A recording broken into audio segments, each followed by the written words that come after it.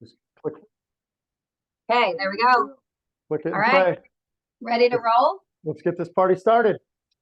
Cool. All right, well, let me introduce Adam. Adam Larimer is our resident VA home loan benefit instructor. He is amazing. He's got all the energy in the world. He literally is traveling all over the country teaching our veterans and active duty service members about their VA home loan benefit. He's super passionate about it. We love having him in here to teach because he knows the information very well and he's going to keep you guys engaged. So Adam served in the Navy. And Adam, we appreciate you. Take it away, brother. Thank you for that, Brooke. We've teamed up on a couple now, and these are fun, man. Like they're so fun. We're talking, we're having a great time. We've got a bunch of participants on Zoom. You guys have some on TikTok. What I think is really cool is this has just developed a really awesome community. People that are here, they got questions. They're going to get their questions answered, which is probably going to lead to more questions, which is exactly why we do these boot camps. We're talking about using your VA home loan benefit, and you're not walking through a mall buying a t-shirt for 10 bucks where you have the receipt and you can just return it. This is a really, really big step. So the fact that y'all took some time out of your Tuesday, it really means a lot. We don't take that lightly by any means. So we've got a couple goals tonight. One of my goals personally is to make sure that everyone either leaves this Zoom, this chat, this TikTok, having every one of their questions answered, or having an appointment set up with Brooke or Mike or a member of their team to have one of their questions answered. Because whether you're a first-time home buyer or whether you've purchased using your VA loan before, it's important to know that it changes a lot.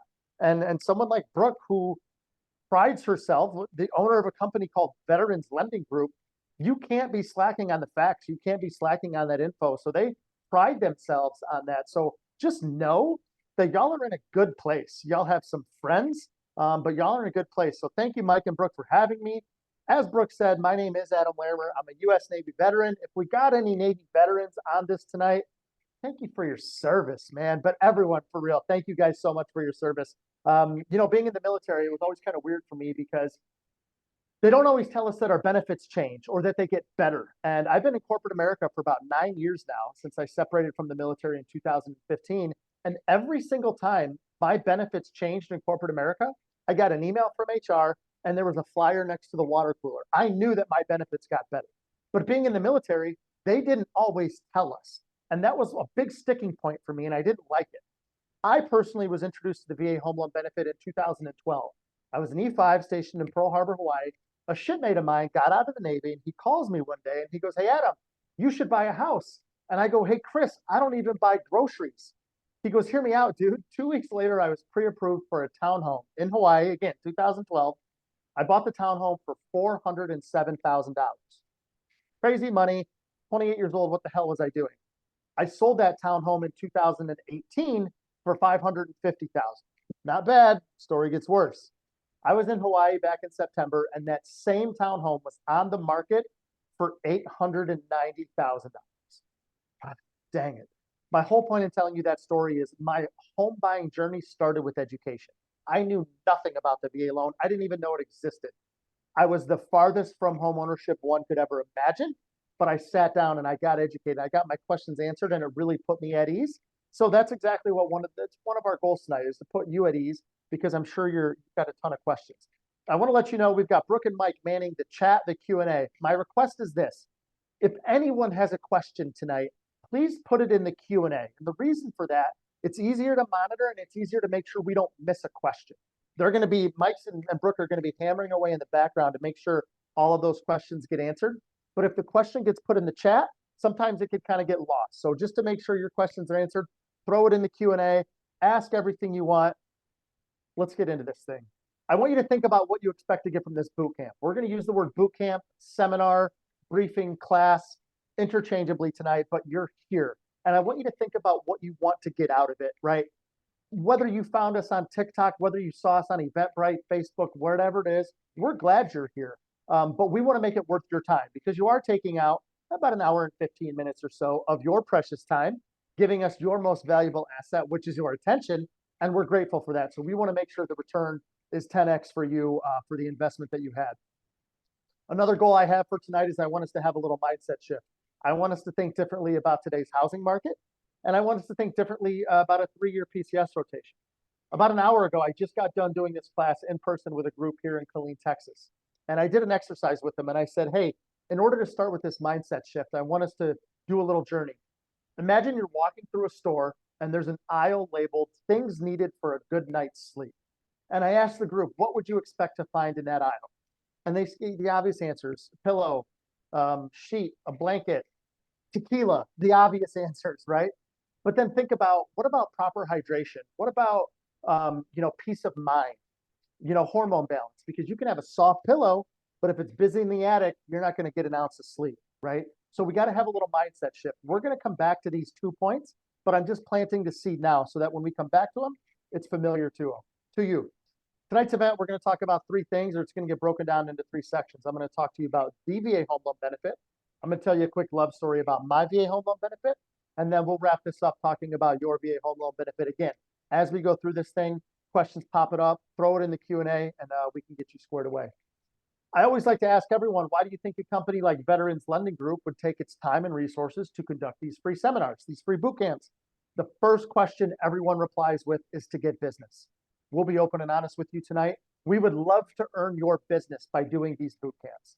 More importantly than earning your business, we would love to earn your trust. We would love for you to say, look, I'm going to go to Brooke and Mike because they're going to be able to answer my question for me because they're the most knowledgeable source.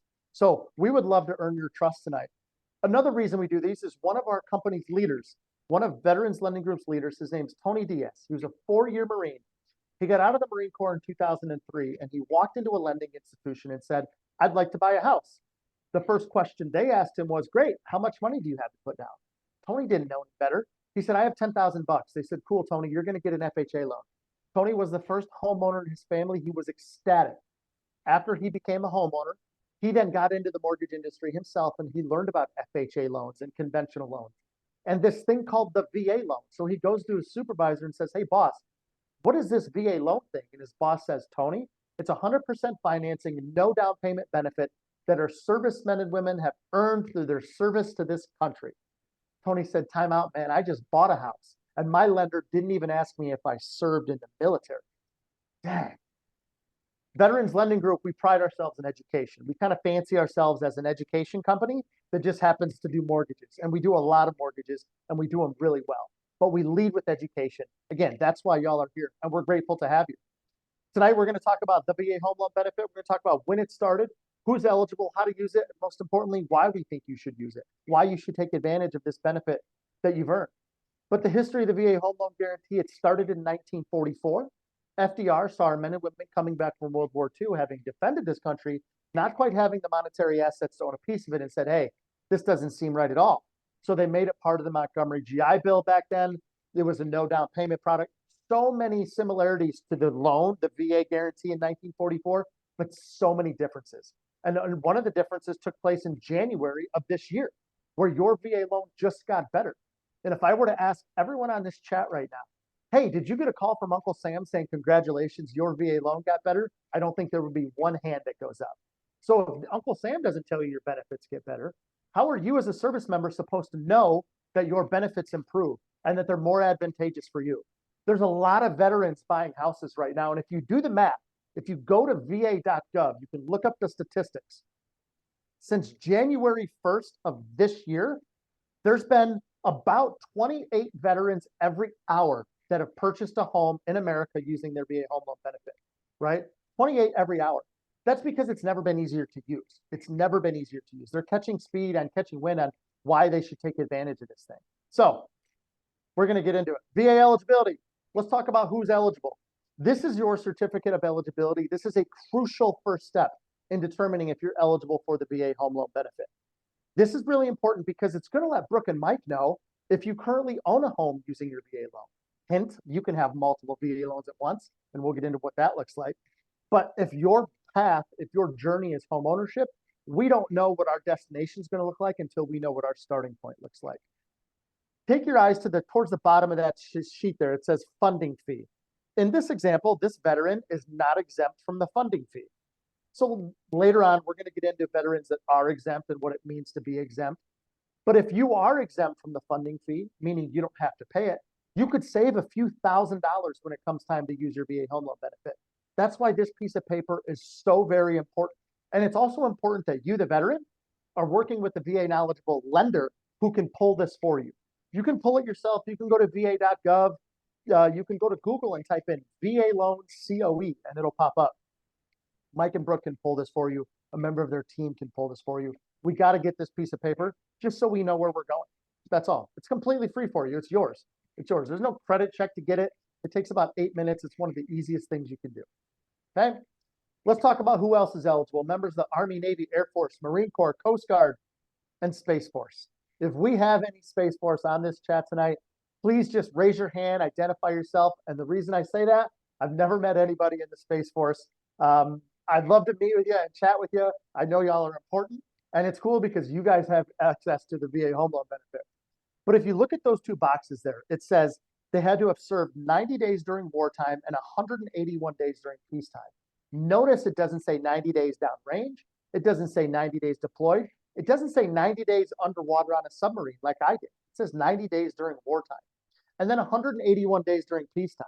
Again, your certificate of eligibility is going to have the specifics on whether or not you even have access to the VA loan. So you don't have to do any of this math in your head. We'll pull your COE. We can get you squared away. Members of the Reserve or National Guard, if we have any on this chat tonight, thank you very much for your service.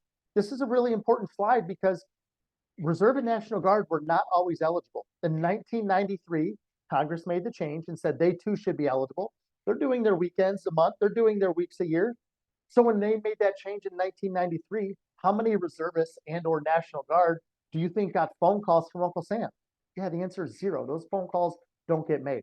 So if you're a reservist, National Guard, just know you absolutely may have access to this benefit as well. And we can pull your certificate of eligibility if you have one to find out. Let's talk about who else is eligible. Members who have been discharged for a service-connected disability may be eligible.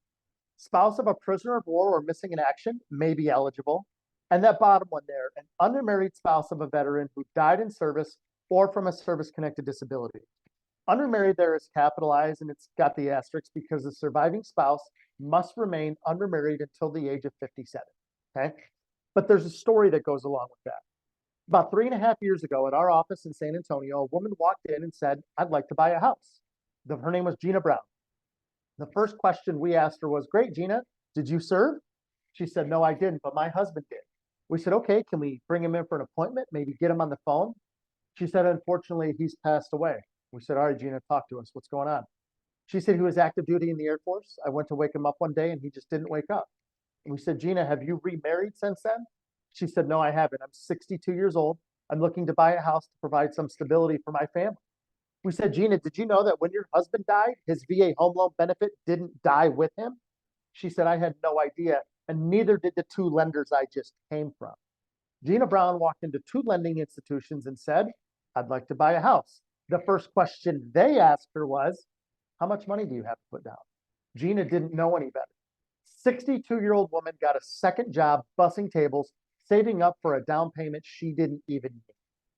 If I were to ask you all if you think Gina Brown deserves to own a piece of this country, I would hope you all nod your head yes. More importantly, do y'all think there's more Gina Browns out there? Of course there are. They just don't know. No fault of their own. So if you are a surviving spouse of a veteran who died in service or from a service-connected disability, you absolutely may be eligible. Talk to us and we can make sure we get you on the right path. Let's talk about who can finance. A veteran who can income and credit qualify by themselves can buy a house using their VA loan. A veteran and their spouse, and a veteran and another veteran. Before we get too far into this, we need to differentiate between a couple things tonight. One of them is called the VA Guidelines, the VA Pamphlet 26 Tax 7. Public knowledge, you can Google it, VA Pamphlet 26 Tax 7. Per our VA pamphlet, I'd be curious to know what you all think the credit score requirement is needed in order to use your VA loan. I asked the group in Colleen about an hour ago, and I got a bunch of 580s, I got a bunch of 640s. The reality is, the VA pamphlet doesn't have a minimum credit score, okay? But let me elaborate a little bit. The credit score requirements you've heard in order to use your VA loan are called lender overlays, rules on top of rules. Every lender in America needs to operate out of the VA guidelines. different lenders have different overlays. Okay. If there's one thing I want everyone to take away from this boot camp tonight, it's this: not all lenders are created equal.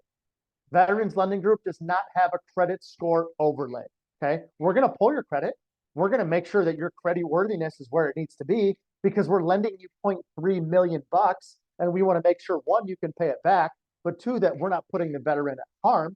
So of course we take a look at your credit, but there's not a time where we just look at a number, because that's what your credit score is. It's a number, and don't talk to you about the story, because maybe the number of the credit score is a 480. So the veteran thinks they don't qualify, or maybe it's a 530.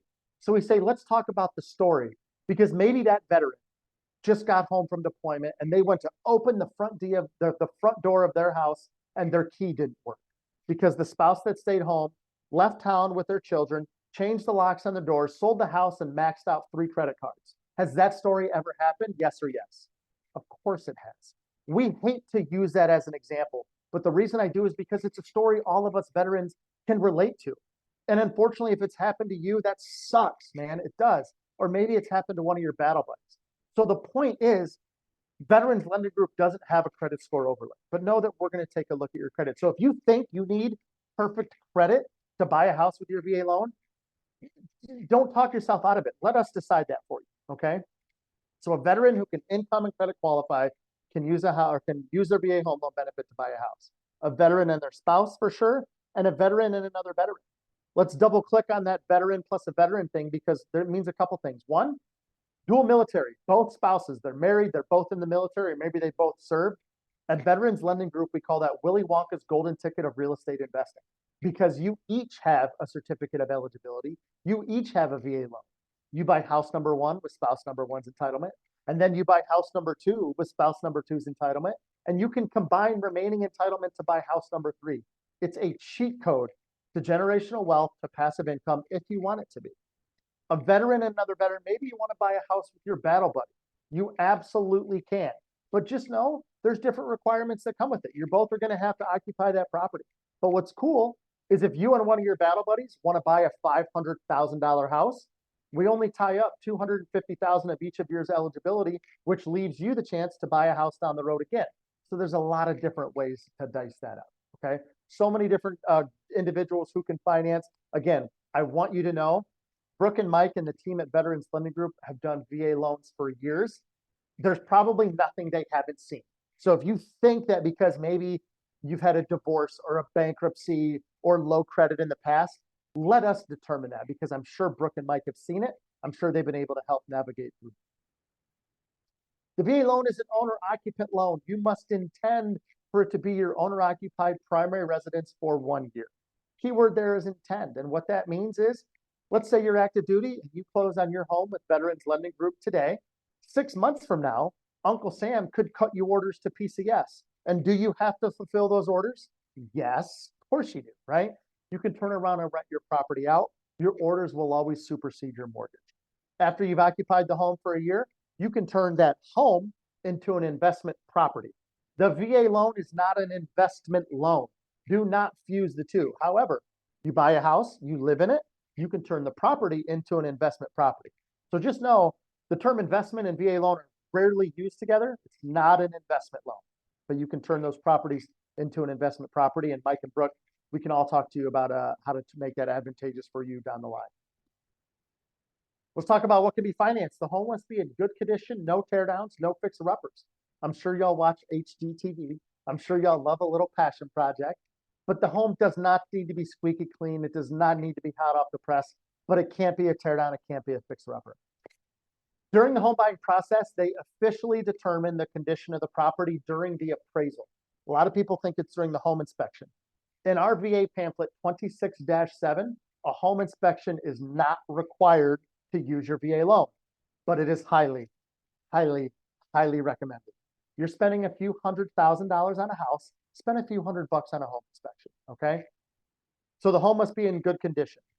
Unpermitted improvements, there's no value given to the unpermitted area, and a hold harmless letter must be signed. The hold harmless letter is you, the veteran, signing a letter holding the VA harmless so that upon transfer of ownership, if something were to happen on that property, the VA cannot be held liable for that. The reason they say that is it's not that an uncle that adds a sitting room to a house is going to be doing bad work or bad labor. But if it's not permitted, then the VA is not going to be liable for any of that, right? No, obviously, neither is the seller, right? You're understanding that at your own risk. Water catchment systems, cesspools, and septic tanks can absolutely be financed. Water needs to be tested to make sure it's safe. And then cesspools, septic tanks, normal for the area in which you're buying, but those can for sure be financed. Here's a list, not all inclusive, of things you can buy with your VA loan. Single families, apartments, condos, mobile homes, barn dominiums. You can buy a barn dominium. How stinking cool is that? Look at the middle one there. It's a fourplex. Fourplex is as high as you can go. Single, duplex, triplex, or fourplex. But a fourplex is one structure, 4 individual units, okay? You've got to live in one unit for 1 year, but while you're living in that one unit, you can rent the other 3 units out. Cha-ching, cha-ching. It's like the coolest roommate scenario in the world because they're helping you pay your mortgage and you don't have to clean up their pizza boxes, right? If they're slabs, you don't have to worry about it. So a fourplex, it's one of the coolest things, one of the things that people are taking advantage of. Here's what else is cool about a fourplex.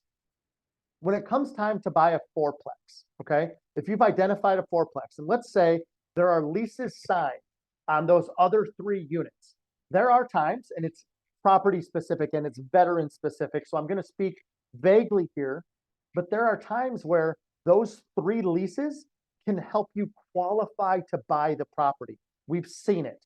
Brooke, Mike, our underwriters are going to want to make sure that maybe you have history of being a landlord in the past or reasonable success at being a landlord and or agreements signed with property management companies. There's different requirements there, but we've seen signed leases help with qualifying income, which means that property just got way more affordable for you. If that's something you're interested in, talk to us afterwards. We can get you squared away. People's eyes get this big when they hear about the fourplex. So just know if that's something that excites you, welcome to the club, man, because a lot of people are stoked about that. Why use the VA loan? What are the benefits? All right, I got to tell y'all, this is my favorite slide of the entire presentation, which is kind of messed up because I do have a picture of my family on another slide, but this one's my favorite slide, okay? There's 2 types of entitlement we need to talk about tonight. Full entitlement, partial entitlement. Full entitlement means this. You've either A, never used your VA home loan benefit before, or B, used it and have since sold the property or refinanced out of the VA loan. For those individuals, we have full entitlement intact. That was me. Bought in 2012, I sold in 2018. When it comes time for me to use my VA loan again, I will have full entitlement. What does that mean?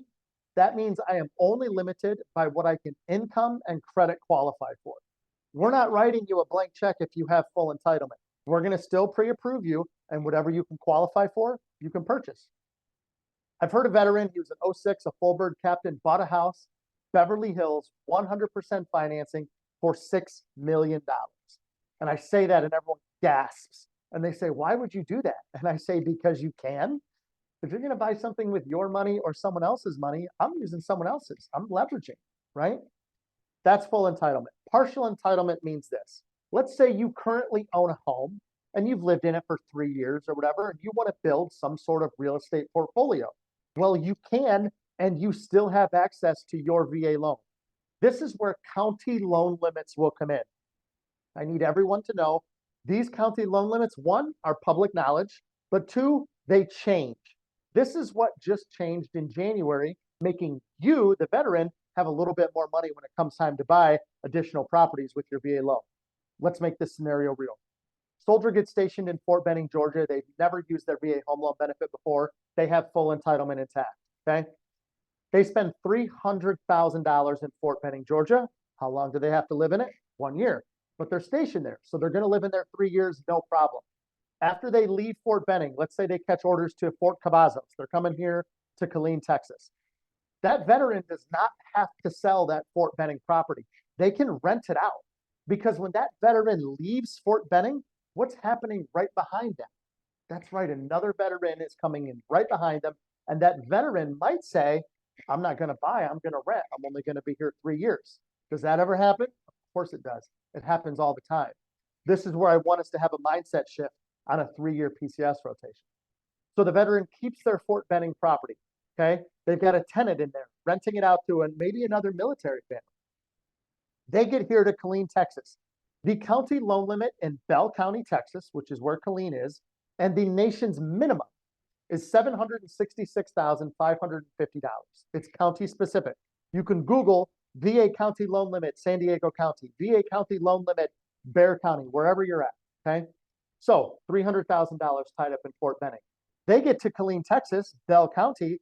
Quick math tells me 766,550 minus the 300.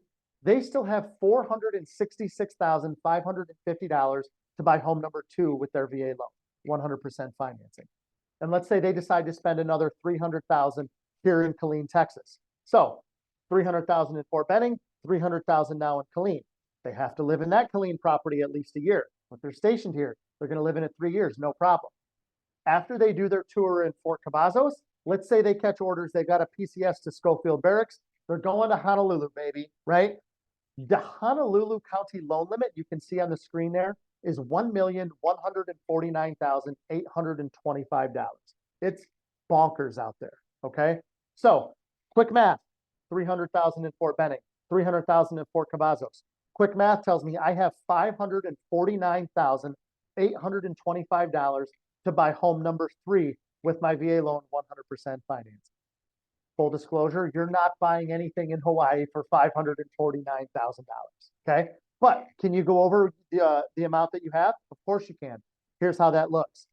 This is one of the rare times where a down payment will be required in order to use your VA loan. What that means is this. We get to Hawaii, we have $549 to spend. Let's say we find the most beautiful home for $649,000. The down payment required is 25% of the difference between what you have to spend and what you're going to spend. We have $549, we're spending $649, difference is $100,000. Down payment required is $25,000. $25,000 down payment on a $649,000 house, still in a VA loan with no private mortgage insurance. I'll take that 8 days a week, right? Having multiple VA loans at one time. And when that soldier does their tour in Schofield Barracks, when they're done, is there a chance they could get stationed back in Fort Benning, Georgia? Yes. So when they go back to Fort Benning, Georgia, what do? They move back into the house they bought 10 years ago. They kick their tenant out, say, thanks for paying my mortgage. You should probably use your own VA loan, right? That's where I want us to have that mindset shift on a 3-year PCS rotation. And if you're on this chat tonight, or maybe you're on TikTok and you're not active duty, so you're not PCSing, but maybe you live in a military town where everyone else is PCSing, it's still a great place to build a real estate portfolio because soldiers are coming in there and they need a place to live. And they might say, I'm not going to buy, I'm going to rent. So just know, whether you're active duty or prior service, having that mindset shift on a 3-year PCS rotation is powerful, and partial entitlement could be your tool to get there. Okay, there's different ways to use that. That partial entitlement thing is a tool, and once you learn how to use it, it can be a stinking weapon for you. It really can. The VA loan does not have any private mortgage insurance. Conventional loans require PMI on loans over 80% of the appraised value. That's why you've probably heard the phrase, I can't afford to buy a house because I don't have 20% to put down. Okay, that's a huge myth. It's obviously a myth when it comes to the VA loan, but it's also a huge myth with conventional. Because if you were going to go conventional, you don't need 20% to put down to get the loan. You need 20% to put down to prevent private mortgage insurance. Huge differentiation there. Again, VA loan doesn't have any PMI. You don't have to worry about that. Okay.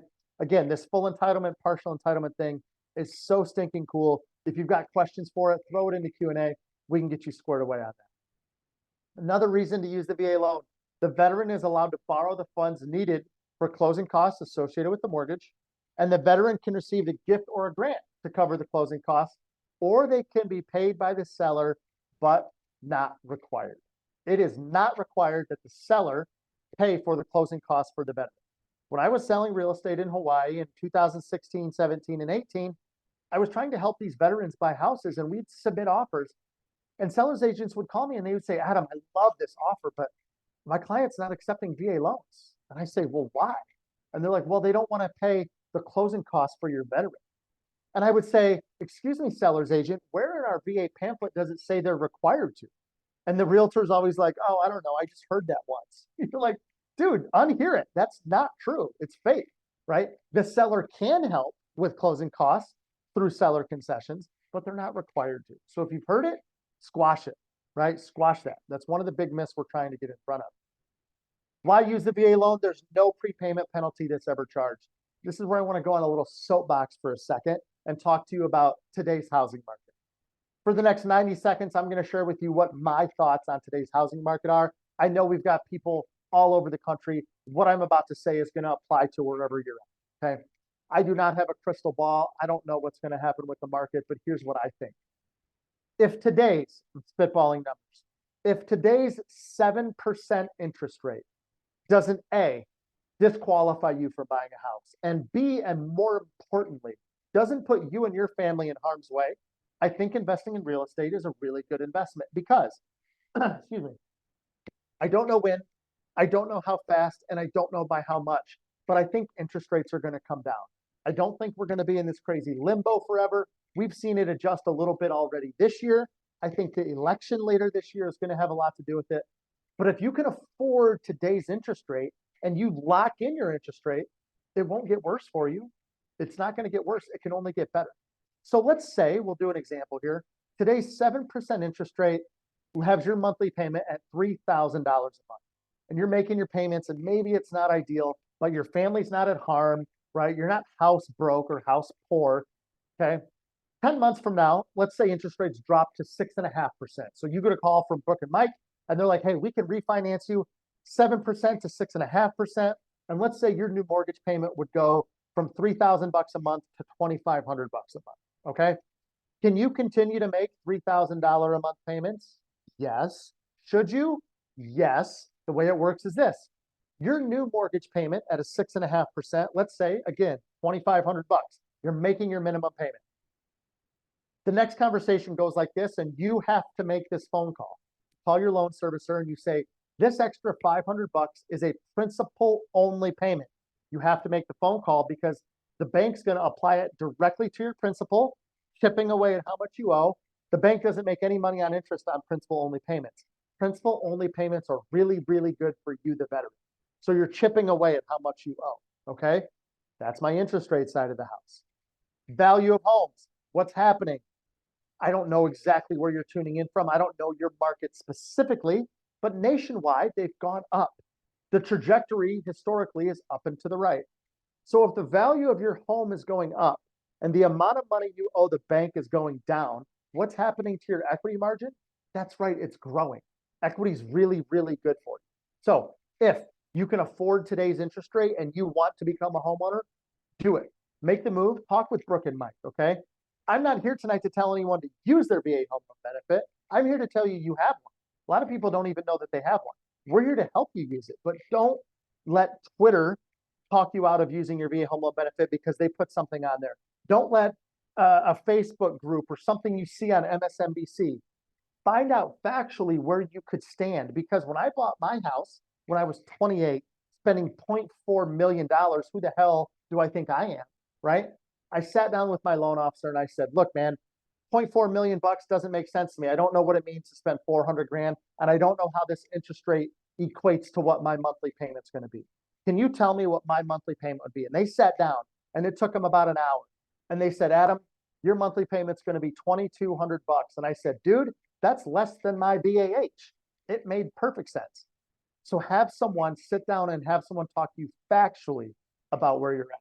And the reason I talk about that on this slide is if you pay your home off early, which if you can, I encourage you to do, there's no prepayment penalty if you choose to pay that off early.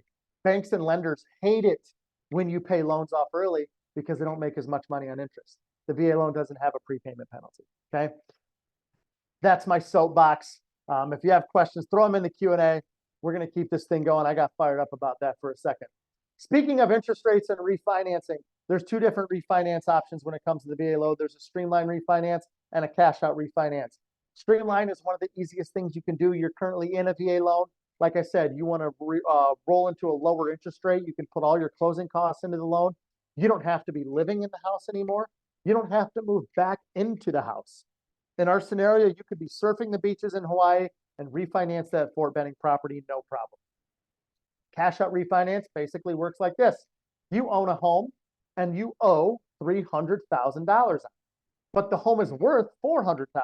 So you've got some equity in that property. Every state except Texas, you can do what's a cash out refinance. Basically, you're refinancing, and then you're going to be able to turn that equity into some real cash. Okay. Not a huge refinance market right now because interest rates are higher. But just know that you do have refinance options when it comes to your VA loan. VA loan miss. What are some things you've been told? Oh, I can only use my VA loan on my first home. That's not true. You can use your VA loan multiple times and you can have multiple VA loans at once. One of the biggest myths we're trying to get in front of. Another myth, I hate to tell this story because it kind of pokes fun at the Navy, but I promise to be open and honest with you all tonight. We helped a gentleman, he was 60 years old, 61, I think, and got out of the Navy, 41 years of service. He got out as an admiral, and we helped him buy his first house. And we say, sir, better late than never, but why did you wait so long? And he goes, I was told I couldn't use my VA loan until I got out of the military. And we're like, oh my gosh. I said, sir, in 40 years, you didn't think to ask anyone else? Come on, man. I don't know about y'all, but I grew up at a time where if mom said no, ask dad. I got my ass kicked, but I got what I wanted, right? You've got this VA home loan benefit. Take advantage of it if that's what you want to do, okay?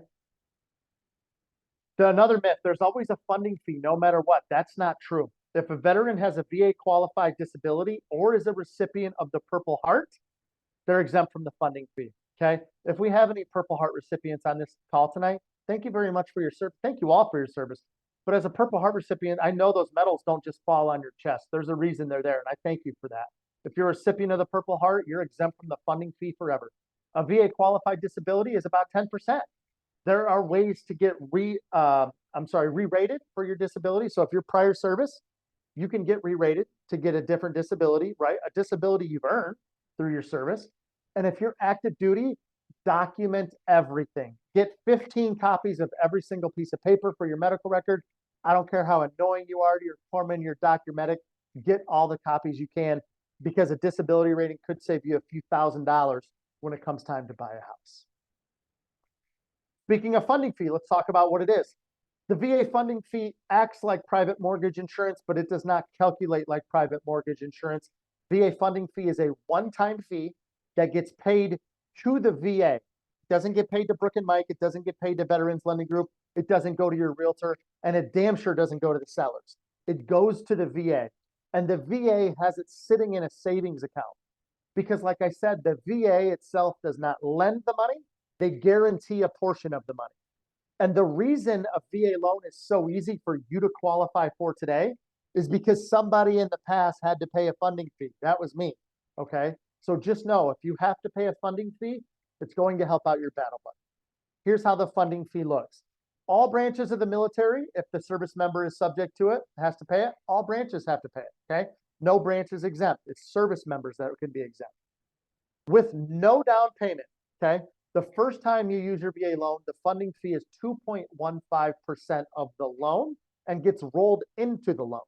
So if you're buying about a $300,000 house, you're actually going to borrow about $306,000, okay? Subsequent loans is 3.3% of the loan. And you can see the breakdown there. If you have a down payment of 5% to 9.99%, first time use and subsequent use, the funding fee is 1.5%. And then a 10% or more down payment, the funding fee every time is 1.25%. Again, Purple Heart recipients, no funding fee forever. 10% or more, no funding fee forever, okay? Do not confuse first loan and subsequent loan with full entitlement and partial entitlement. I told you, I have full entitlement. I bought in 2012, I sold in 2018.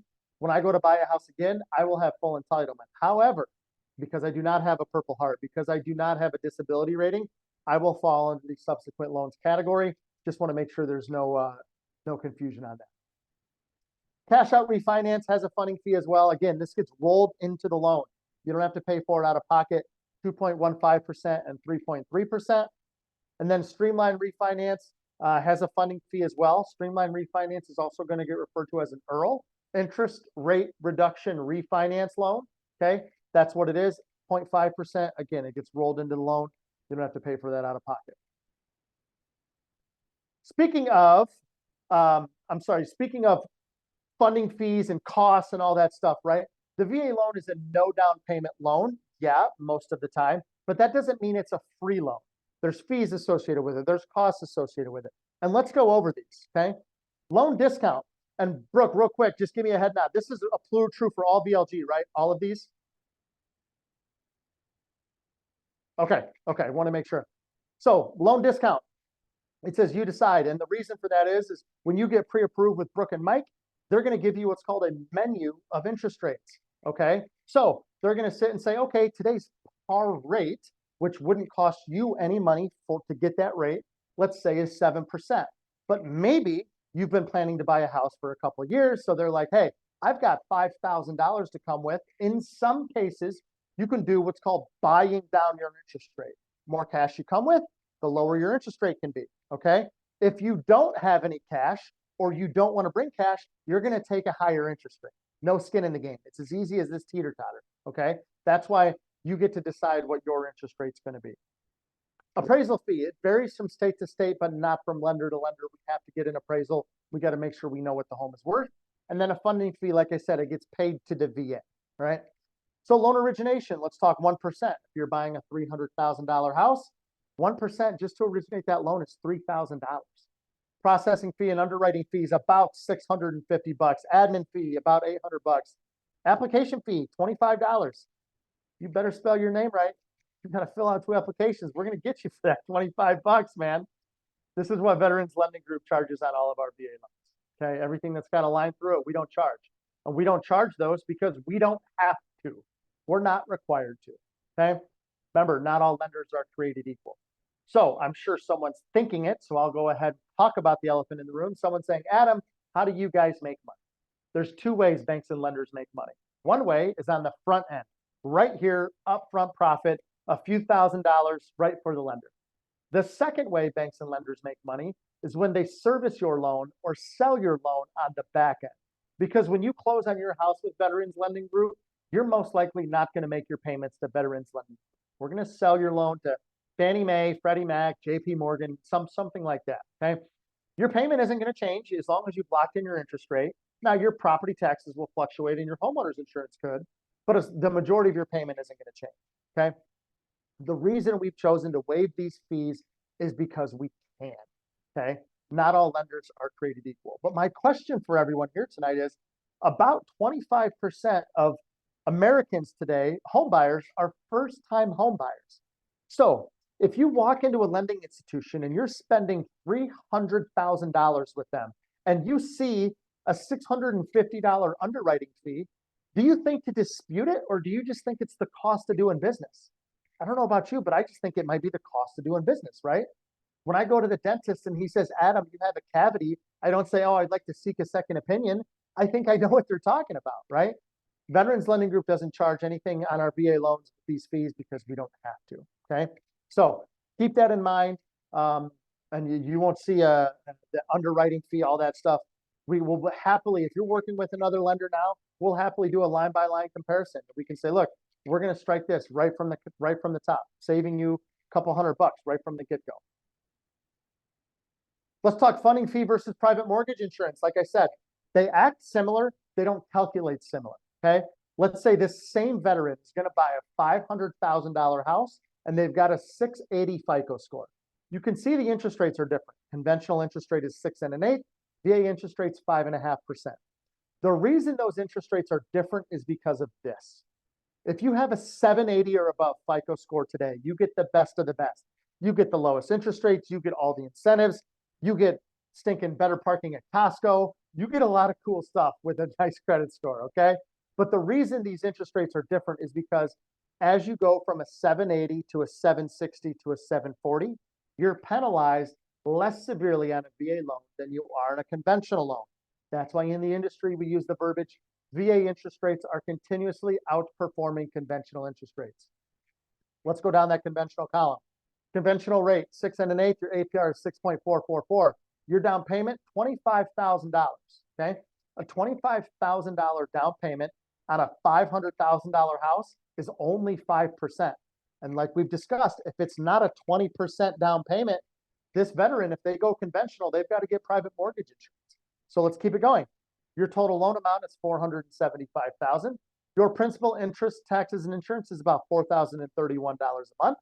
Oh, your private mortgage insurance is about $237.50, leaving your total monthly payment about $4,269 a month. VA, 5.5% interest rate. Your APR is 5.76. No down payment. Thank you for your service.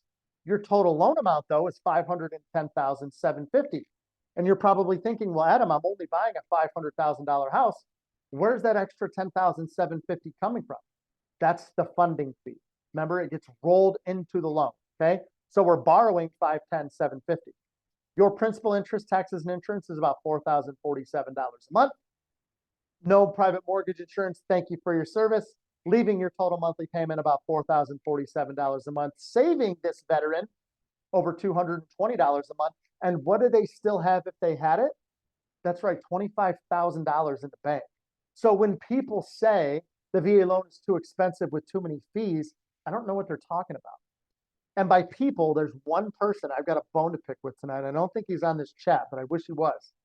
His name's Dave Ramsey. Okay, I'm sure y'all have heard of him. I don't have any personal beef with the guy. The story I'm about to tell you is real. You can YouTube it. A veteran calls up Dave Ramsey's podcast and says, Dave, I'm thinking about buying a house using my VA loan. Dave Ramsey almost cuts him off and says, I don't think that's a good idea. And you can hear the veterans kind of taken aback, like, well, why? Why would you say that? Dave Ramsey says, and I quote, there's too much interest and too many fees. So at Veterans Lending Group, we're like, why would Dave Ramsey say that? So we did a little bit of homework. Dave Ramsey's podcast is sponsored by a mortgage company that charges all those lender fees that we don't charge. So Dave Ramsey wasn't lying to the veteran, no. But Dave Ramsey, dude, you don't even have a VA loan. You didn't serve, dog. Save the VA loan thing up to us at Veterans Lending Group, okay? But how dangerous is that someone like Dave Ramsey that has the reach that they have, spreading a myth about the VA home loan benefit? I hate to say it, but it happened. You can look it up. You can look it up. It happens all the time. BAH. Y'all know what BAH stands for, right? That's right. It stands for buy a house. You knew that. I'm just reminding you. Okay. We're going to say someone joins the military today, married with one dependent. For this entire example, we're going to use 2024's BAH table. BAH typically over time goes up. We know that. In some places it's dipped a little bit, but the majority of the time it goes up. They joined the military at E2 in their rank in San Diego, 2 years in rank. BAH per month is $3,579. BAH per year is almost $43,000. And their BAH for years in rank is almost $86,000. First 4 years of this person's enlistment, they're getting about 170 grand in tax-free BAH. You can see the math there. Then they go to E4 to Honolulu for 4 years, E5 to Millington, E6 back to Honolulu, E7 to Yuma, Arizona, and then E8 back to Honolulu for 5 years for a twilight tour, 25 years of total service. Total BAH received is over $913,000 in tax-free money. If you're in the 20th percent tax bracket, you would have needed made over 1.1 million just for that to equate, and that's just housing money. Keep that in mind. And before anybody here says, Adam, that's not a real tour of duty. Nobody gets that lucky. Oh, this guy did. Remember when I started the story off with one of our company's leaders, Tony Diaz, the 4-year Marine? That was his father's tour. His father, Anthony Michael Diaz, was a 25-year Marine, died at the age of 66 at Tripler Army Medical Center in Hawaii, was exposed to Agent Orange in Vietnam, and died of complications from throat cancer. Anthony Michael Diaz died not owning a piece of this country, and Tony, who's educated thousands of people, would say to his father, Dad, you got this benefit, man, you got to use it. And his dad would always say, I'm the father, you're the son, you do as I say. He said, no problem, Pop, you can live in my condo to the day you die, and that's what happened. Do you all think Anthony Michael Diaz deserves to own a piece of this country? I hope you're nodding your head yes, right? We couldn't get to that guy. He couldn't get to that. 25 years of service, and he didn't use his benefit. So it talks about what are you going to do with your BAH entitlement? Think about it. Think about what your options are, right? Let's talk about why most active duty people or anybody rents instead of buys, whether it's something we've said, we've told ourselves, we've heard, we've read in a group chat, whatever it may be. There's so many different excuses, but it's fear. It's false evidence appearing real. This slide, I need to be explicitly clear, is not meant to shame anybody. I am a poster boy for this slide. This slide is me, okay? But don't talk yourself out of homeownership if you want to become a homeowner. If you're in this chat tonight and you want to become a homeowner, start hanging out with homeowners. Hear what they have to say. Don't talk yourself out of it, okay? Don't let the fear cripple you. Find out from the facts. Because what we found after doing these boot camps multiple times a month all over the country, and we talk to veterans left and right, after these boot camps, we find out that a veteran is either closer to home ownership than they think, or maybe even farther away. And there's no right or wrong answer, but the whole point is that you get educated on what your options are. People rent instead of buy because they say, I'm only going to be here for 3 years. Oh, well, how long are you going to be at the next place? And the next place, and the next place, right? After this call tonight, I'd like you to open the game of Monopoly and you're going to roll the dice and you're going to land on Boardwalk. And they're going to say, do you want to buy it? Say, oh, no, I'm only going to be here for 15 seconds. And then you're going to roll again. You're going to land on Park Place. And they're going to say, do you want to buy it? Say, oh, no, I'm only going to be here 8 seconds. Are you ever going to win the game of Monopoly? No. And even in that silly example, when you're playing Monopoly and you land on a new property, where's the first place you look? Down to see if you can afford it, right? Don't let what I just said translate to buy everywhere you go. That's called recklessness. Don't do that. But find out what your options are. That's all we're telling you, okay? Because the reality of it is you do have options. People say I'm going to rent instead of buy because I don't want to pay a mortgage. Oh, don't get it twisted. When you're renting, you're still paying a mortgage. It's just not your own. It's someone else's, right? That's that gut punch no one wants to hear. People say I'm going to rent instead of buy because home prices are too high.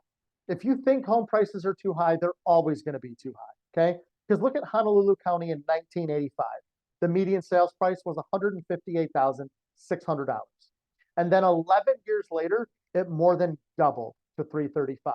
And then 11 years later, it almost doubled again to 643. And then in 2015, the median sales price was $700,000. The reason we use Honolulu County is because that's where Tony's dad was stationed in 1985. Anthony Michael Diaz, the gentleman I just showed you, was stationed there in 1985. So imagine if he would have bought a house then and he passes away in 2016, he's handing to his family a paid off house in Hawaii worth over $700,000. That's different than the story that's told, right? That hindsight mirror can be 20/20 sometimes. Again, everyone always asks, hey, when's the best time to buy? And we're like, well, 15 years ago was a really good time, but the next best time is when you can afford it. The next best time is when it makes sense for you and your family. And here's what's important to understand is when it comes time for you to buy a house, are you buying a house or are you buying a home? There's no wrong answer, but just know that there's different search criteria because when I bought my house in Hawaii, it was only ever going to be a house. I'm not sure if anyone's familiar with the island of Oahu, but if you are, I bought out in Ko'olina, which is past Kapolei, and I had to commute to Pearl Harbor every single day. And for those of you not familiar with Oahu, let me put that in perspective. I knew that if I woke up at 4:40 every morning and I left my house at 4:50, I could get to base by 5:05. But if I left my house at 5, I'm getting to base on Thursday. That's how bad traffic is, okay? So what did I do? I woke up at 4:40 every morning. I left at 4:50, and I got to base. I got the best parking spot, and I slept in my car every morning for 2 hours before work because I didn't want to sit in that traffic. And I'm going to be honest with you all, it sucked. It did. But when I sold my house in 2018 and I got an escrow check for $156,000, I quickly forgot about a 440 or 105. I did, right? The whole thing is find out what your situation is. Again, there's no right or wrong answer. Let's talk about why real estate's the #1 portfolio item for millionaires. I'm sure you've heard it, right? But look at the median sales price right there. In 2007, I'm on the left, the median sales price was $244,950. And then in 2012, it was $244,400. We all know what happened in 07 and 08, okay? In 2017, the median sales price was $322,000. And then at the end of last year, the median sales price was $425,150. So let's say someone were to buy, now I'm on the right, buy an interest rate of 5.5% on a loan amount of $244,950. Their PITI, principal, interest, taxes, and insurance, is about $1,960 a month. So let's say they're making their minimum payments, no principal only payments, okay? At the end of 2012, they owe $222,000 on a house that's worth $244,000. And then at the end of 2017, they owe about $196,000 on a house worth $322,000. And at the end of 2023, they owe about $154,000 on a house worth $425,000. That's incredible equity, incredible equity. But let's say they rented for $1,960 a month, their rent, $1,960, that's about $23,520 a year. And let's say they had the coolest landlord in the world that never ever raised their rent, which that doesn't exist. We know that, right? But let's say they kept their rent at $1,960 a month. At the end of 2012, they would have paid about $117,600 in rent. And at the end of 2017, the total is now $235,000 in rent. And then at the end of 2023, they would have paid over $376,000 in rent, and they're now buying at $425,000. That hindsight again, right? This is all data. You can look this up for the median sales price. We didn't fudge any of these numbers for this scenario to make sense. So again, when are you going to buy? When it makes sense, when you can afford it, when you can afford it. All right, I told you this class was going to get broken down into 3 sections. I just talked to you about the VA home loan benefit. For the next 90 seconds, I'm going to tell you a quick love story about my VA home loan benefit, and then we'll wrap this up talking about your VA home loan benefit. So I peppered the story in a little bit tonight. I bought in 2012, again, sold in 2018, but I was living in Hawaii and my whole family's in Michigan, right? Mom, dad, brother, sister, brother-in-law, got some nieces and nephews. Whenever I was active duty living in Hawaii, I would always go home on leave. It just made sense. There's one of me, 9 of them. But now that I was a Hawaii homeowner, I wanted them to come to Hawaii to see what I had done. I was proud of what I had done. How hard is it to get 9 calendars to line up to go from Michigan to Hawaii? It's hard. What else is hard about getting 9 people to Hawaii? It's expensive, right? So I bought my house and I had some equity in my house over the next 4 or 5 years, okay? So what I did is I took out in 2016, I took out what's called a home equity line of credit, and I sent home to my family $15,000. And I flew them all to Hawaii. And this is us. This is here, all of us in Honolulu International Airport. This is the best day of my entire life. I'm still not married. I still don't have any children. When I think of my VA home loan benefit, I think of my little 4-year-old niece right there in the middle. She just got off a plane for 7 hours. She's got no clue where she's at. But we were all together, and this is the fam. Again, this is the best day of my life, and I'll be very honest with you. If I don't use my VA loan, this picture doesn't exist. It doesn't exist. Your VA loan is going to look differently than mine, and it should. Again, I'm not here to tell you to use your VA loan. I'm here to tell you you have them, right? Let's start there. So let's finish this up real quick. We'll talk about your VA loan. What are the steps to a successful VA closing? Step number 1, you need to select a loan officer that you know, like, and trust, and has a tremendous amount of knowledge regarding the VA home loan benefit. Does anybody know where you can find one? Yeah, Brooke and Mike, they're your squad right there, all right? Step number 2, you need to get pre-approved, not just pre-qualified. There's a huge, huge difference, okay? You can get a pre-qualification letter right now if you go to the right website and you type in about how much money you make, about what your credit score is, and they'll tell you about how much home you can buy, okay? It's not worth anything because there's no factual data behind it. A pre-approval is when Brooke and Mike and their team, they're going to sit down with you. They're going to look at tax returns, bank statements, pay stubs, your LES, all of that stuff. They take a look at all of that. Well, they want to see how much money you make. They want to see how much money you spend. They want to see how much money you got, and they want to see what your credit looks like, okay? Then they're going to issue a full pre-approval. If you don't remember all of that, remember this. When you go from pre-qualified to pre-approved, you go from a home shopper to a home buyer. Sellers love home buyers, okay? Home buyers get offers accepted because if you submit an offer, as beautiful as that offer may be, maybe even it's a full asking offer with a pre-qualification letter, what do you think that seller's going to say? Well, we don't know if they can afford this house because they don't know if they can afford this house, right? You've got to get pre-approved. You've got to. These are the documents Brooke and Mike and their team are going to want to take a look at in order to pre-approve you. I need you to know that this list is not all inclusive, but there's a lot of stuff on there. It's not meant to be exhausting. It's not meant to be a pain in your butt. It's meant, 1, to make sure the veteran isn't getting into an unsafe situation for them and their family. But two, it's to make sure that when we lend you 300 grand to buy the house, that you can pay it back. Shame on us, right? But these are the documents they're going to want to take a look at. Again, we can help you with a lot of this stuff, a lot of this stuff. Step number 3, your lender runs a credit report, completes the VA loan analysis, and now you have computer approval. Now you're ready to go, okay? That way, when you go shopping and looking at that $300,000 house with a pre-approval, you know if you love it, you can buy, okay? I know it's not romantic to sit down with anybody and talk about going into $300,000 worth of debt, but just know if you go look at a house with an intent to purchase without a pre-approval, that's the epitome of putting the carriage in front of the horse. It really, really is. You've got to know what your buying power is. Step number 4, you need to find a realtor that has a tremendous amount of knowledge regarding the VA home loan benefit.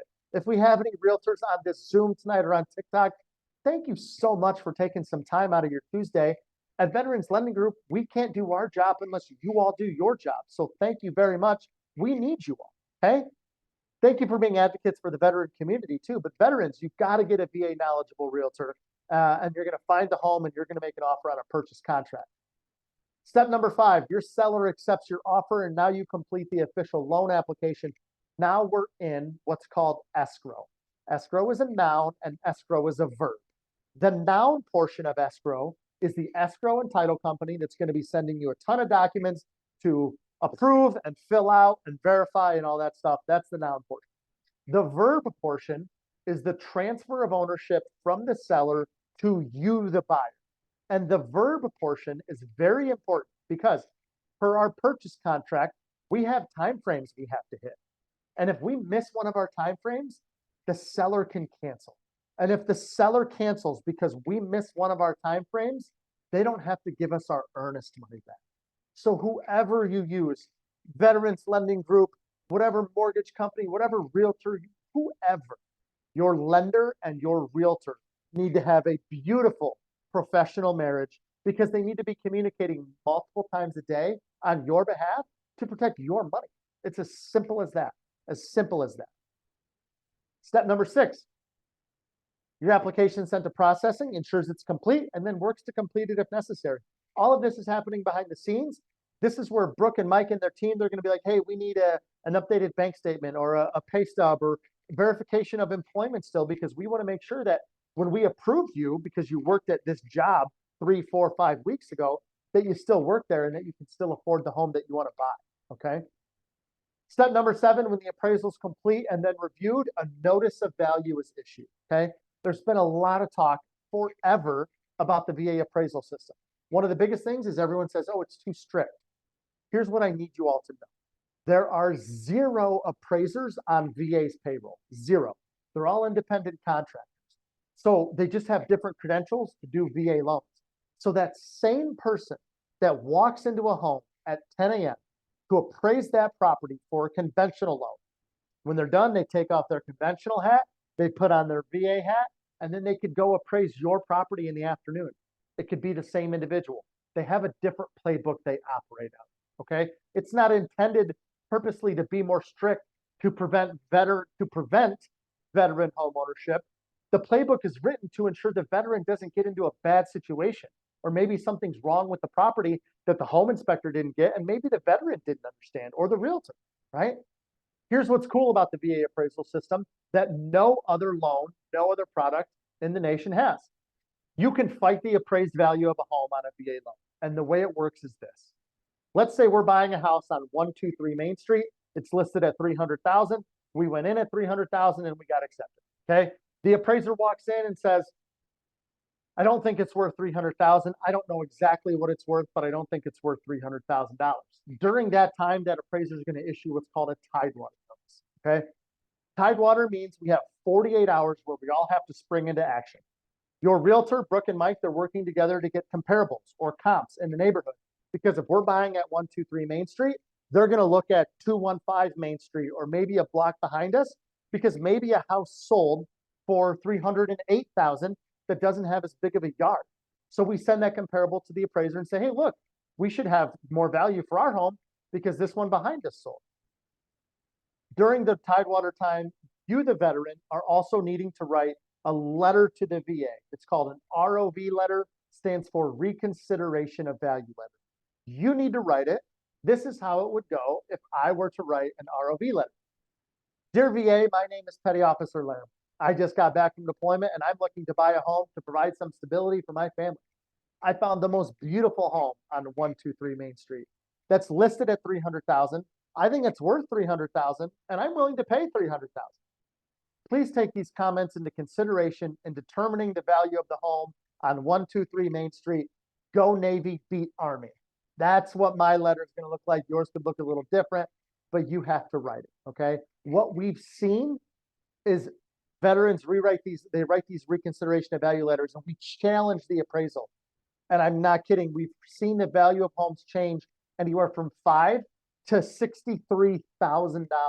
It's worth you writing the letter. I just told you what to write, right?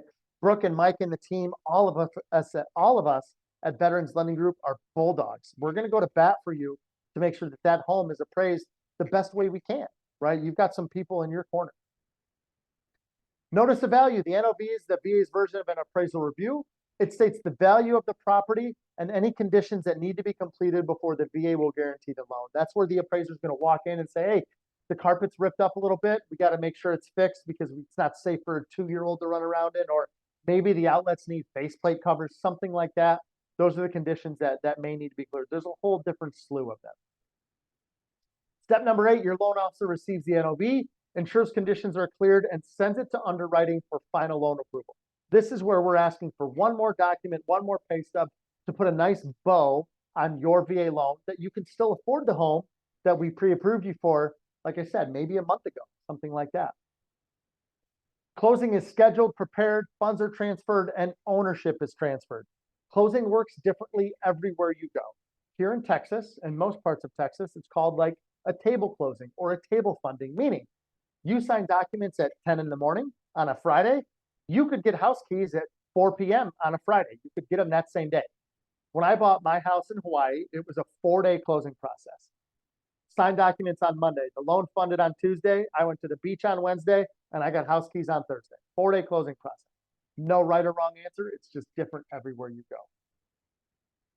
After you have an accepted offer, which is step 5, this process can be completed in about 30 days. And about 30 days, we're continuously doing them in less than 30 days. Current market update, I have this slide in here. Unfortunately, I can't give you a current market update because I don't know exactly where everyone's located, but here's what I would encourage everyone to do. Do some homework, okay?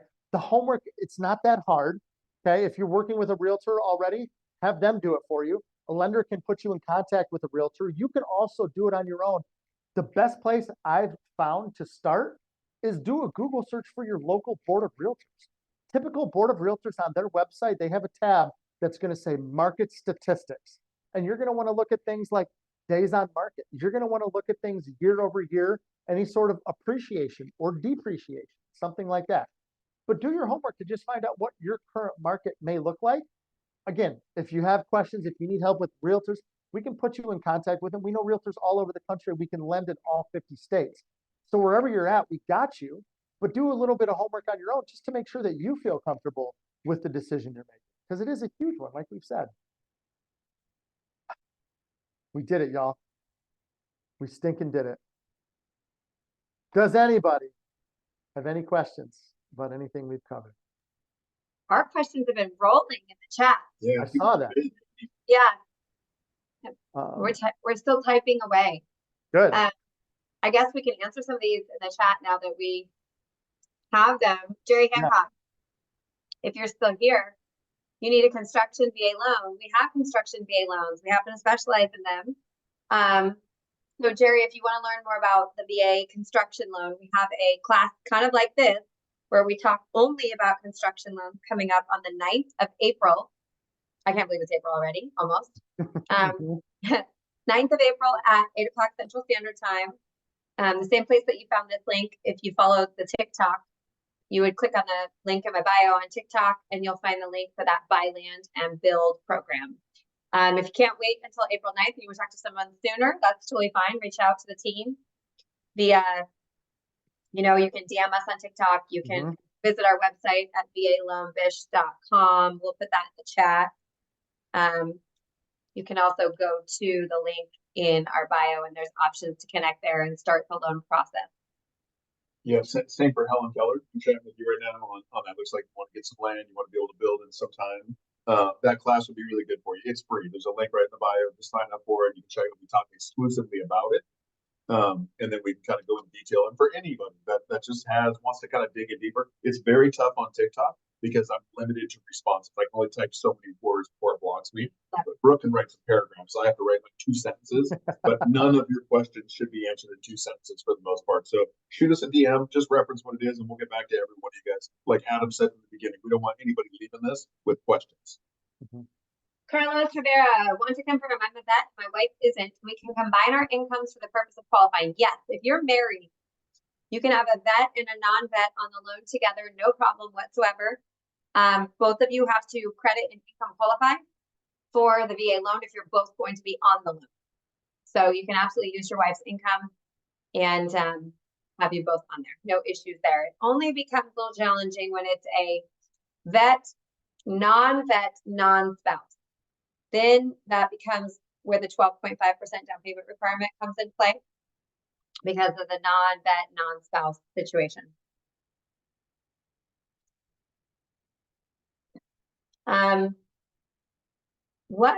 Melissa Gillis, what can't be on your credit to purchase a second home? So to reuse, when you guys say purchase a second home, I just want to make sure I clarify, you're talking about buying another home using your VA loan. And what can't be on your credit? I mean, again, VA guidelines are pretty lenient when it comes to credit. You need to have 12 months, mostly free of late payments, because VA guidelines state that you have to have reestablished credit. And in order for VA to confirm that you have reestablished credit, they want to typically see 12 months of no late payments on your credit report. I don't know about, like, I think that's what you're asking. But Melissa, please clarify if you have further questions on that. But it's just the same as qualifying for a regular VA loan. So whether it's first time use or you're using it again for your second or third or fourth or fifth, as far as what's on your credit report, it's going to be all the same requirements. David Sunquist, I would like to contact you guys. I'm in Wisconsin and willing to switch to you guys from Veterans First. We appreciate that, David. And we will make sure that we take great care of you. We actually have multiple loans going in Wisconsin right now. So if you can email us, or I'm going to put our email address in here, we will get you connected with someone. Also, I'll get my text so you can text me and we can communicate that way if that's easier for you.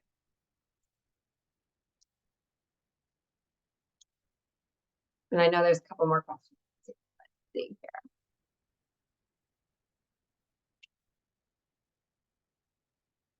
Whoop. Make sure you do that right now. Okay, Daniel Foster, tracking, closing is separate. Yes, so closing costs separate from the VA funding fee. So when Adam was talking about being exempt from the VA funding fee due to a disability rating, keep in mind the VA funding fee is just one of the closing costs. The VA funding fee is typically financed into the loan amount, but there are going to be typical closing costs for purchasing a home. They can be negotiated to have the seller pay the closing costs.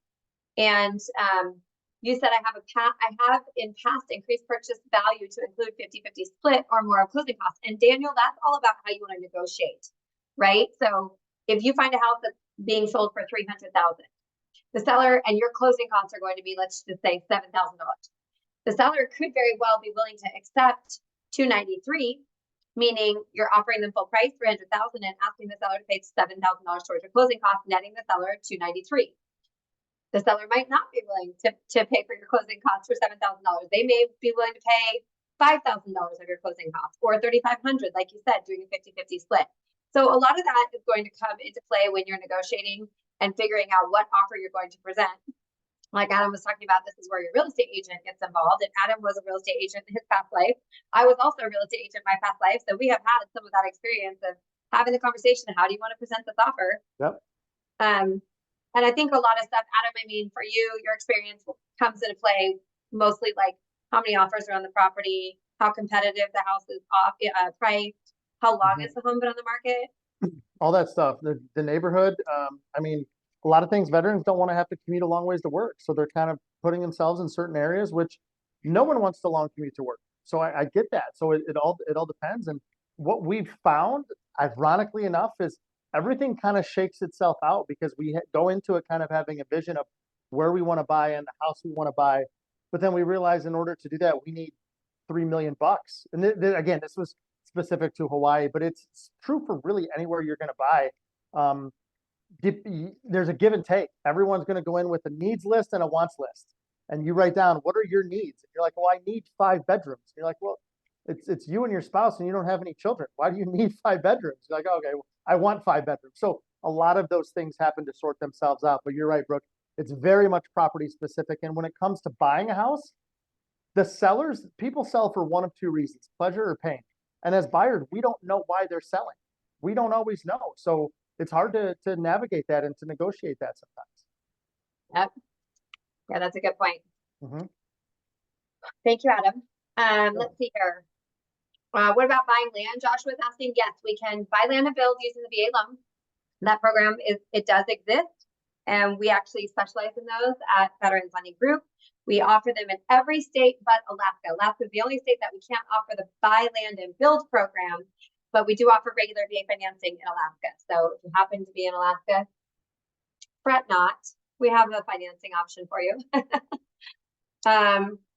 Joshua, if you're interested in getting more details, you can either reach out to our team.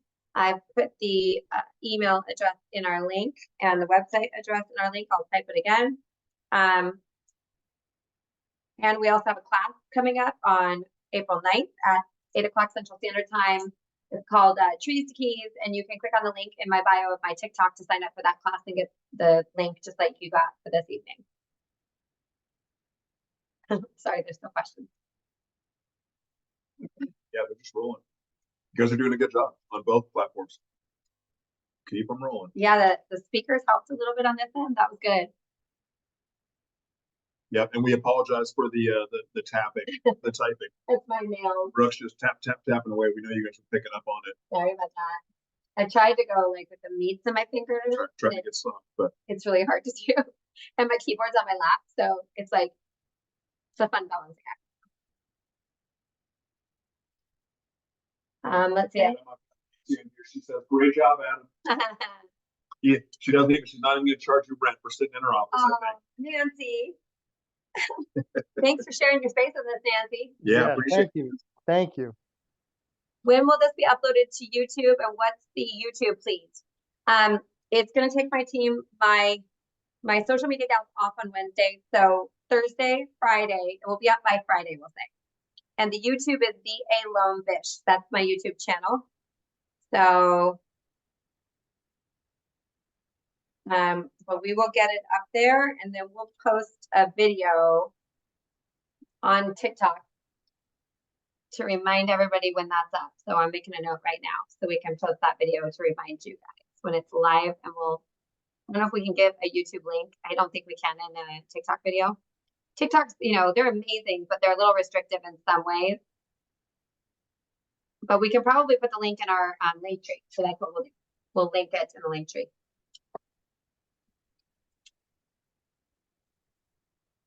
You're welcome, Valerie. Eliza, no, I don't have a VA loan on my mom's property. I have it on my own property, but I'm a co-borrower on her property, and I want to convert her property to a VA loan and get a cash out refi.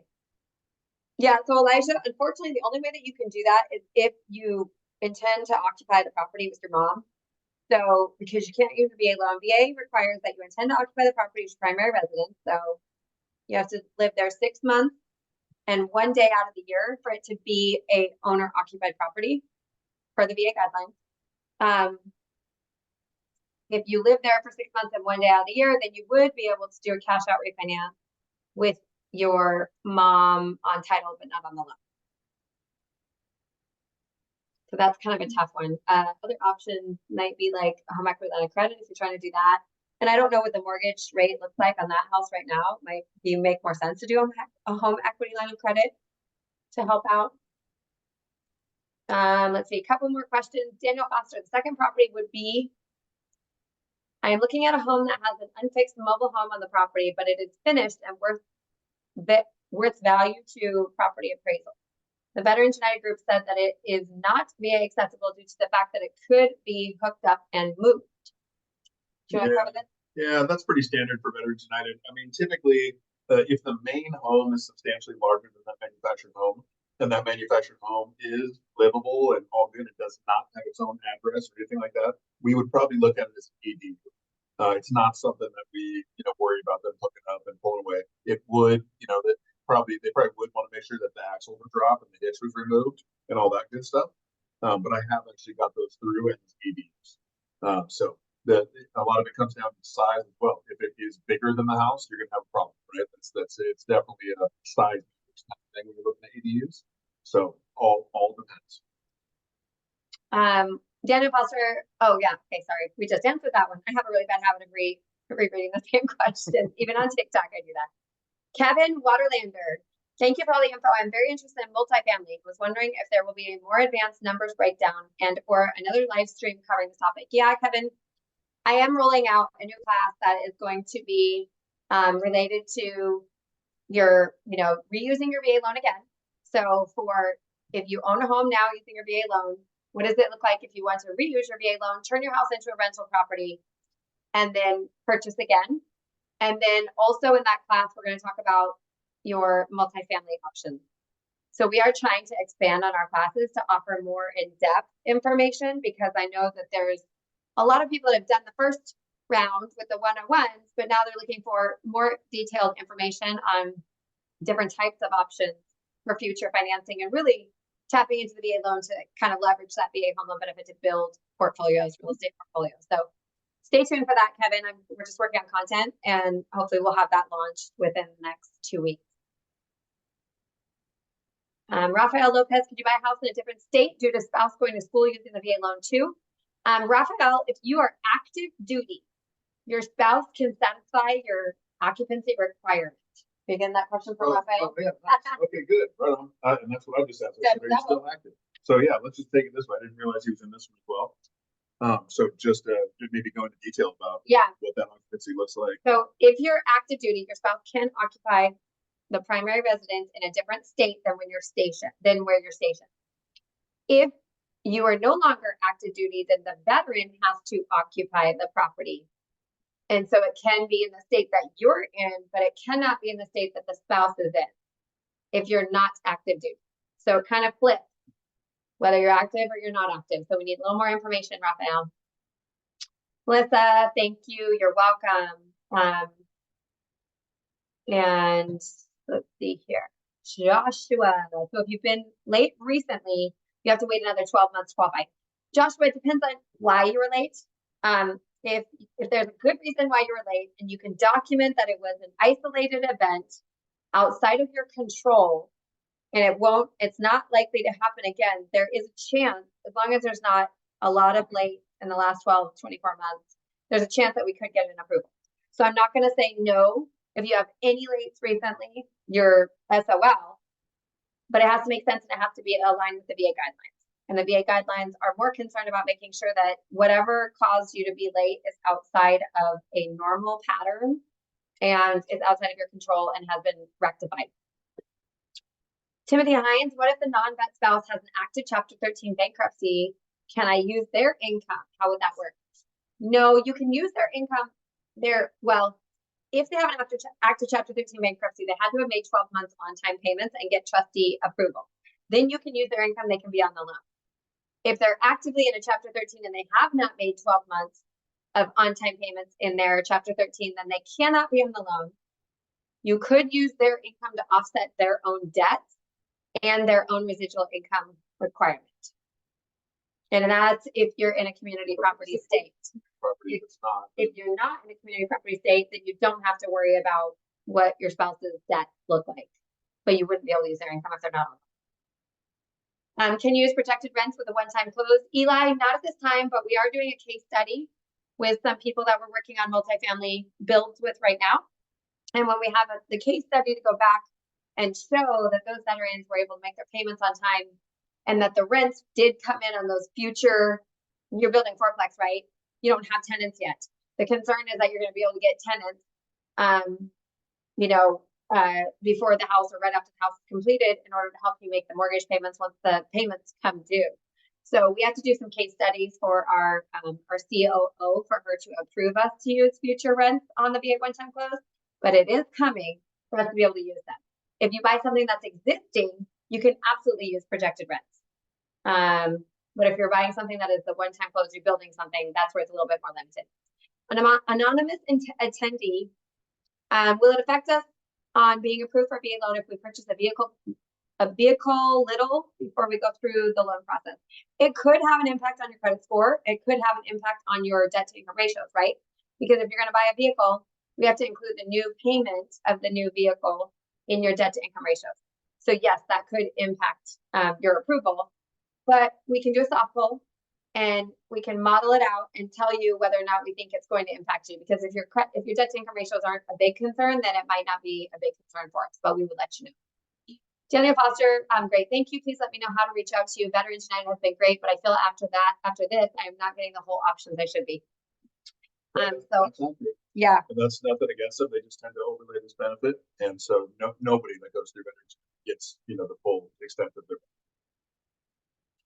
And it's really not the loan officer's fault, to be honest. Nope. It's a Veterans United, it's their appetite for risk as a company. I just gave you our contact information. Let's see, last question. Brianna Santana, you start a real estate portfolio. What type of property would you recommend you start with? I have partial entitlement, use 345 out of a minimum entitlement county. Okay, so that means you have 766, 550 minus the 345. And this is the more detailed class. I think we need to run through more of these scenarios so that people can see all these different kinds of ways to leverage. Oh my gosh, what was it? 345? Roughly. Okay, sorry, I'm looking. Yeah, 345. So 766, 550 minus 345. You have roughly 421, 550 left, zero down. Brianna, if you're in a market where you can buy a multifamily for that amount, I would say multifamily would be the next best real estate portfolio building investment. Fourplex would be ideal. Because you've owned a home before, you're not a first-time home buyer buying a fourplex with no home ownership experience. But you will need to have a property management company manage the property for the first 12 months, unless you have landlord experience or experience collecting is actually what the VA guidelines state. I reread that yesterday and I was like, oh, collecting payments, collecting something. So yeah, that would be my advice for the strategy on building your real estate portfolio. Sorry, it looks like I got a couple more questions. How to start the process, Oscar? If you click on the link in our bio, there's a get pre-approved now button that you can start the process with. Or you can visit the website VALoanBish.com and there's a button on there to apply now. I called the VA Housing Department officials. They told me that a secondary home, as long as I'm the only one on the loan. Elijah, that's not accurate. Elijah, can you just do me a favor? Can you give me a call? Text me tomorrow because I want to talk to you a little bit more about your scenario, but you're not allowed to have a house that you're not living in. VA doesn't want you to finance something that you're not occupying with your VA loan, unless you've already occupied it and then you've moved out, and then you can do a rate and term refinance, but you can't do a cash out refinance. So regardless of whether you had ever lived in that property and then you moved out and turned it into a rental, or let a family member live there, you wouldn't be able to do a cash out refinance. You'd only be able to do an EARL, a VA interest rate reduction refinance loan. Adia, so my first house can be a fourplex as long as I hire a property manager. That is correct, Adia. You also have to have 6 months of payment reserves. So 6 months of PITI, principal, interest, taxes, and insurance of the mortgage payment amount for that fourplex. You have to have that in a reserve account, meaning bank account, TSP, mutual funds, stocks, bonds. You have to have that amount left over post-closing. So after you pay closing costs, if you have to pay closing costs, you have to have that amount of money left over after you close on the mortgage. So we have to verify that prior to closing if you're buying a fourplex with no, and you're using the rental income to qualify. If you're not using the rental income to qualify, then no, you don't have to have those reserves and you don't have to hire a property manager. It's only if you're using the rental income to help qualify. right, guys, I think we are winding down.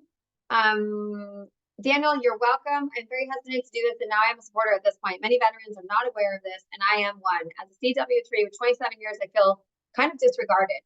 I'm so sorry to hear that, Daniel. And yes, we hear that all the time because the TAPS classes, the ACAP classes, you know, unfortunately, when you're transitioning out or even when you're active, the information is really hard to find. And that's one of the reasons why Adam is so passionate and travels and spends all of his time educating. This is Adam's full-time job. This is all he does. So if you guys, you know, if you guys have a unit that needs to be educated, if there's, you know, we did a class with a unit in a squadron over in Japan a couple weeks ago, and Adam was able to educate those folks, and they're super excited. They're Air Force. They're going to go to Turkey for another tour, and then they're going to come to the United States and buy some properties over here. But we are, you know, we hear you, and that's why we do this. So thank you for saying you appreciate it. Thank you for being here, everybody. We really appreciate all of you guys and your engagement. Yeah, and shout out to Adam. Again, this is his second run of the day. He had to drive up to clean.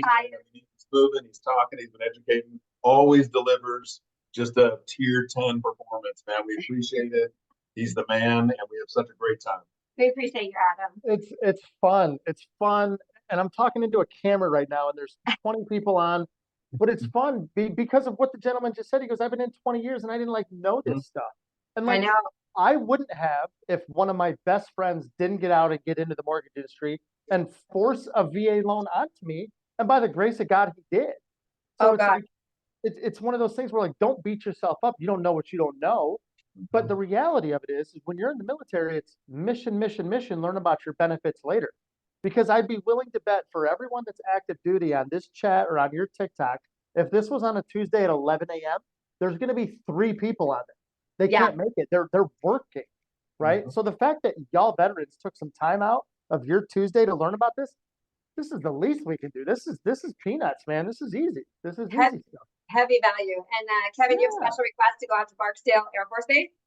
And I committed you to that only if you can PT with their unit. I'm in. Send me anywhere. Let's go. Put me on a plane. I'm used to living on a submarine. Living out of a suitcase is luxurious to me. Let's go. You just exposed yourself. I did. Yes.